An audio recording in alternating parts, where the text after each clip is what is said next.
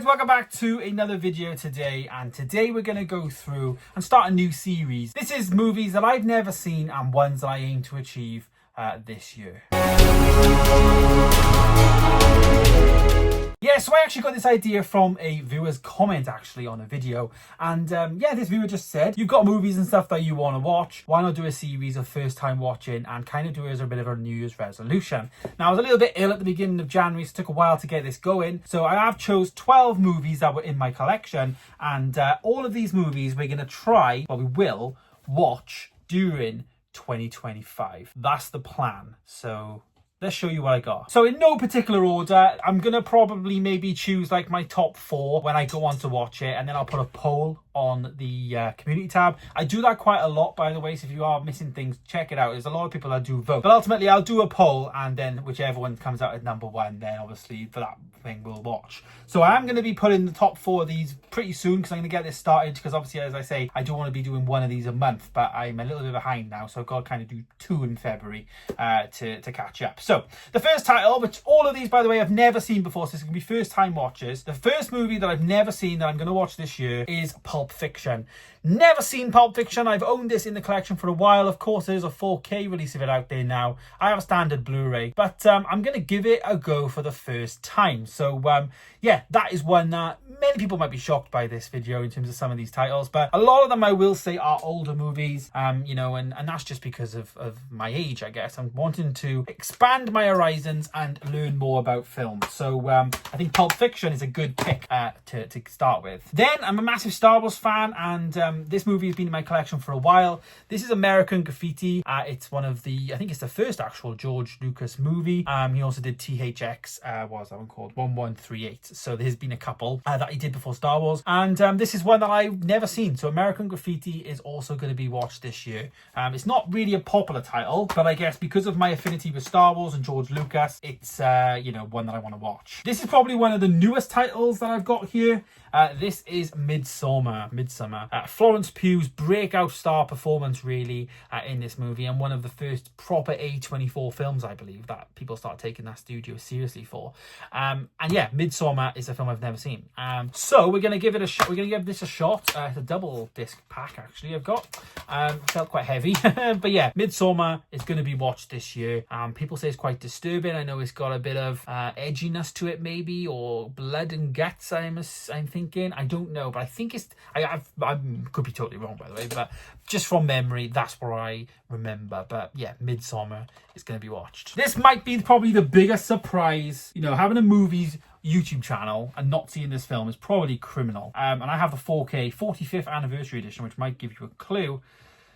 I've never seen Jaws. I'm sorry, everyone. I've never seen Jaws. Yeah. So Jaws is going to be watched for the first time this year. It's going to be interesting to watch Jaws.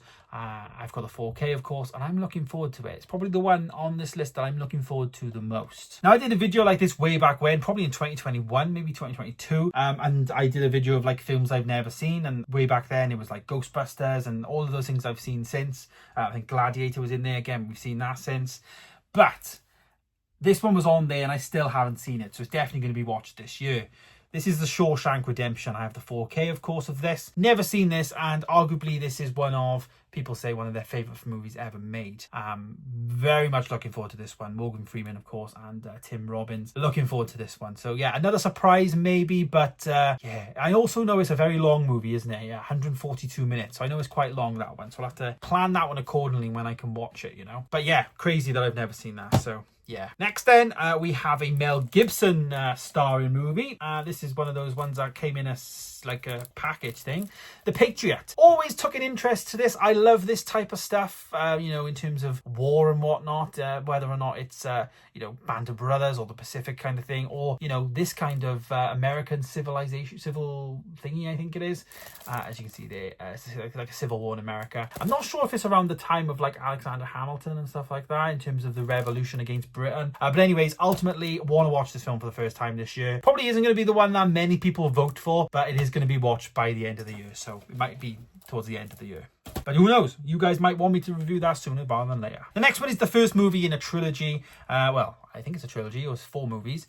This is, again, maybe one of the surprises some people, The Godfather, but I've also been very vocal about this on the channel. I've mentioned this a few times that I've never seen the Godfather franchise, and I have the 4K of it here, of course. This is the first one, and again, another long movie, I believe this one is. It's really, really faint, some of this font. Can't actually see how long it is on here. It doesn't have the run time. Can't find it. Anyways, I do think it's quite a long film, again, similar to Shawshank Redemption, but it is going to be one that I want to watch. And we have another movie which is relatively newish, I guess, as early 2000s, I believe. This is Memento, the first Christopher Nolan movie, I think it is. Now, I'm a massive fan of Christopher Nolan. I've seen a lot of his films, and this is one that I haven't seen. So Memento is definitely one that I want to see this year. I also think it's rumoured to be getting a 4K release. It's been rumoured for many years, but it hasn't happened yet. So anyways, I got the Blu-ray version here, of course, and I want to see Memento this year. The next one then, after seeing Robert Eggers in many things, you know, in Nosferatu, of course, and The Northman, I have wanted to watch The Lighthouse for a while. This is Rob Pattinson as well as Willem Dafoe, so 2 actors I know, and again, relatively new in comparison to some of these, similar to, what was the other one? Midsommar, wasn't it?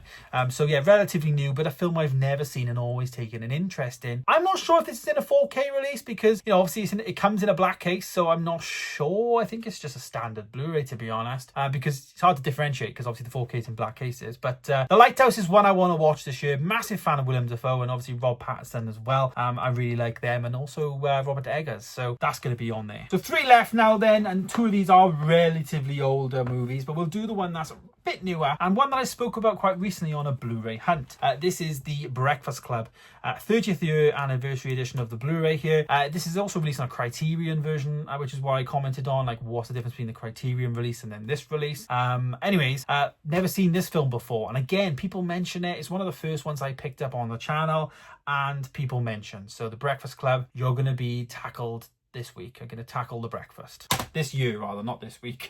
It's going to happen soon. Next one is a title that I actually got gifted by Big Paulie, and it is Casablanca. I want to see this year for the first time. I've always taken an interest into this film in particular. I've liked the look of it, the aesthetics of this poster. This release also comes with this booklet, and I want to be able to read it, and it makes sense. It's also relatively short for an old movie, coming in at 102 minutes, and I'm really looking forward to watching Casablanca. It's from 1942, so it will be one of the oldest films I've ever seen, which actually King Kong is the oldest. And yeah, I think Casablanca will be a really good one to definitely tackle this year. I know it's a 4K release out there of it, but I love this release. It's one of my favourite releases in my collection. So I'm going to watch Casablanca this year for the first time. And then this one is a winner of 7 Academy Awards. Again, another really old movie from the year 1962, I believe. I felt like it was older than that, but yeah, 1962 and restored in 1988, I think. This is Lawrence of Arabia, one of the most inspirational films of how a lot of films are made nowadays, from what people tell me. There's a certain person at work that says this is fantastic and I need to give this a go. It's been in my collection a while. As I said, there's 7 Academy Awards, one of the best films ever made apparently, and I want to give this a proper go. I think this also though is a really long movie from my understanding. Yeah, 227 minutes, so comes in, what's that, nearly 4 hours. So very long movie, but one I'm going to watch and really enjoy, I think, because I love all things like The Mummy and all of that kind of stuff. So I think I'm going to really enjoy this, and there's going to be a lot to love about this. So yeah, so thanks to the viewer for giving me this idea for a new series on the channel. Hopefully it's going to go down well, obviously.